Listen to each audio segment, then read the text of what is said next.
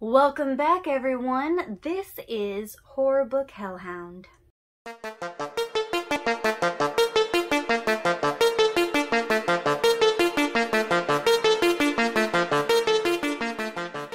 So for today, as you can probably guess, I am coming at you with a book review, and not just any book review, a horror book review, and not just any horror book review, a demonic possession story.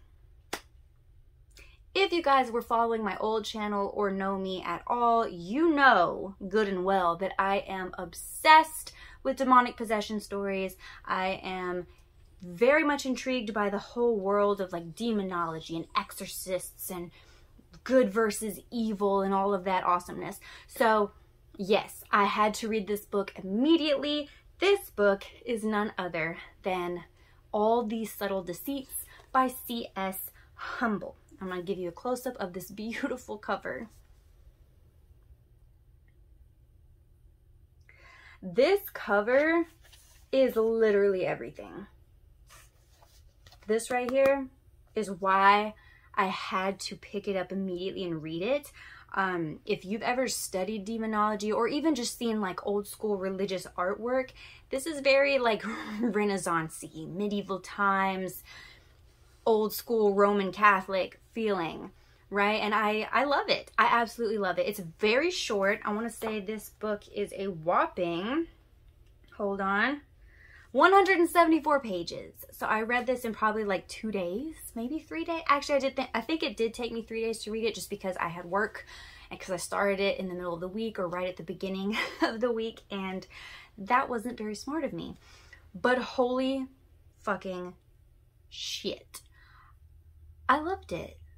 I really loved it. So I'm going to read you guys my initial just like generic review that I wrote and posted on Goodreads for this book, and then I'll get into a little more detail. So I'm literally going to read my review off of the page because I keep a, what is it called? Reading logbook, and I literally log every book that I read, and I write notes and I write reviews. So just let me geek out for a minute. Join me on this. I already forgot what I even said because this was, I always write my reviews like immediately after I'm done, to kind of capture that initial feeling, because I don't like sitting with it too long because then I start to forget shit. My memory is shot as it is.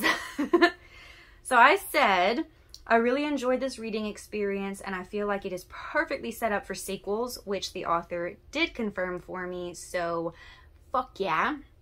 The characters were interesting and relatable, even though there wasn't an intense amount of character development. But a lot of that is just because this book was so short. A lot of the shorter novels and novellas really don't have a lot of time to do a bunch of character development. So I think it did a decent job with the amount of time that was given for the storyline and the plot to unfold. I felt like we got a taste test of possible future stories in this same world or universe, and I really want to see where the story goes. I still feel that way. This book is set in a town called Blackwells, Colorado, and it definitely gives you a very specific vibe and kind of like an inkling that there's going to be more to this story. And I have noticed kind of a trend lately with authors writing shorter stories in the same universe instead of writing just one long, huge, all-encompassing book, which I actually like. Don't get me wrong. I love me some Stephen King. I read It. That took me like 6 months because it was just hard to sit still. I swear to God, I have like ADHD or something, and I'm not making light of it. I really think I do because my attention span is nothing. It's nothing. So I've been, if you guys have noticed, I've been reading a lot of shorter works just because it's hard to keep my attention sometimes. It really is. But with All These Subtle Deceits, we have our main, I guess, protagonist, female character, and then our main protagonist, male character. So our main protagonist, female character, is Lauren Saunders. She's this girl who right off the jump, this is not a spoiler, literally right off the jump, like the first freaking chapter, she starts to experience some very paranormal, out of left field events.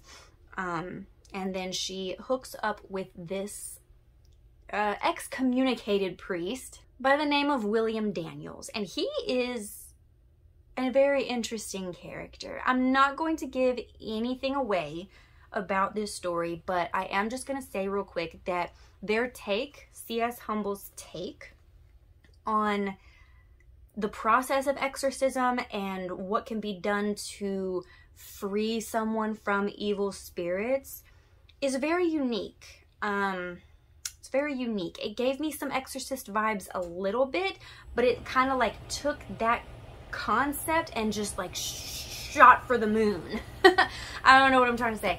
I hope this makes sense, because I know that I'm kind of geeking out and rambling like I do. But anyway, I rated this book a 4 out of 5 stars. It's very rare for me to ever rate a book 5 stars, just like it's very rare for me to ever rate a book below 3. I usually like to keep it at 3. That's usually going to mean that I was just kind of like about it. 3.5 and 4 is usually where you're going to see my books that I really enjoy. And occasionally I will throw out a 5-star rating for a book. But this one I really did enjoy. Obviously it's at the higher end with a 4-star. The only things that I didn't quite love was like the lack of character development. But like I said, I feel like this issue is going to be addressed in upcoming sequels. I don't know if the author is planning on keeping these same characters. I would assume so, because by the end of this story, these two characters are pretty well enmeshed in each other's lives, and I feel like there's more to happen. I feel like there's more to go. So I'm very excited to see where this goes. I feel like this could be a series that lasts quite a long time. If you had any questions about whether you should pick this up or not, I highly encourage you to. There is a little bit of gore, definitely some suspense, but a lot of tension. And just like any demonic possession book, there's, you know, some religiosity here, but nothing like what you would read out of like an actual religious book. You know, there's no judgment. The fact that an excommunicated priest is the one who is performing the exorcisms and saving these people, I love that. I do love that, because I do not believe that Catholic priests are the only people in the world that can perform exorcisms.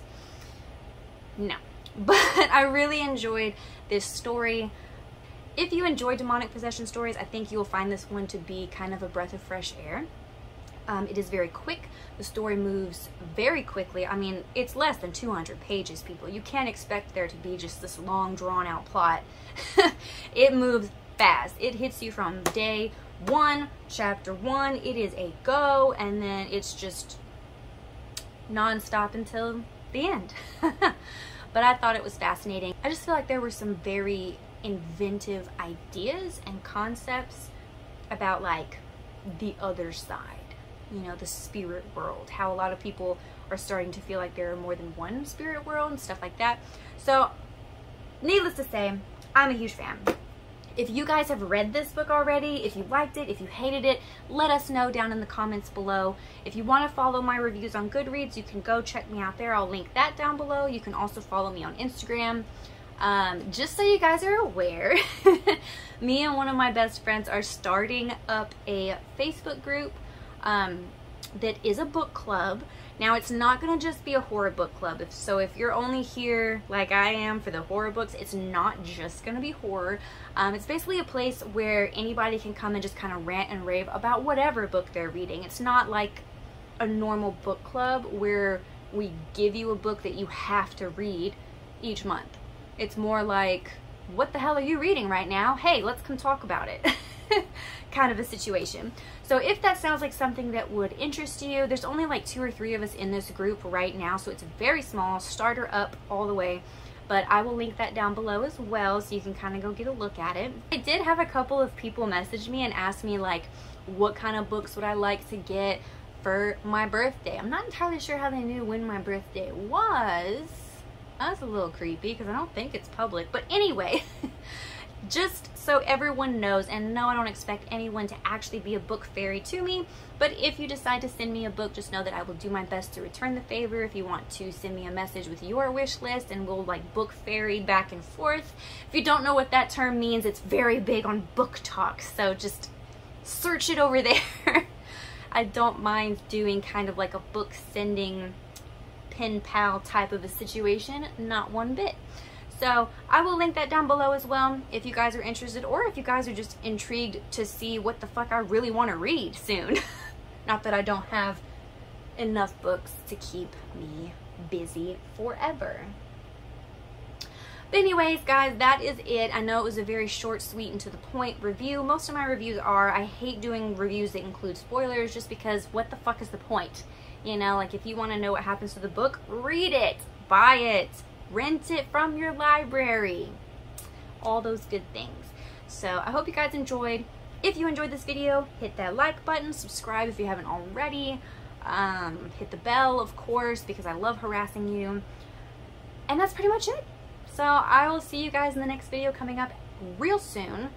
What is today? What is today that this video is coming up? Monday? So I guess Wednesday. Yeah. I know things. Or don't. With that being said, I will say goodbye. Hope you guys are having a wonderful week. And that's pretty much it. Love you all. Peace out, Hellhounds.